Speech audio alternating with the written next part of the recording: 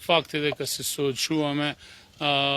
со големи проблеми и од аспект на социјекономската криза и енергетската криза, која што не натиснува, но мора да потенцирам дека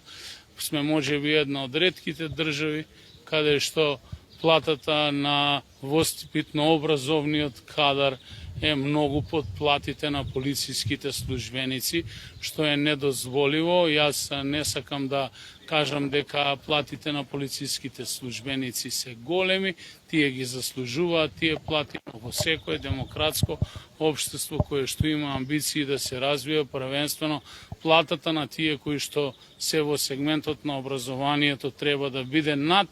нивото на просечните плати и дополнителните плати во секторот за безбедноста, бидејќи сепак тоа се луѓето кои што ги создаваат идните генерации.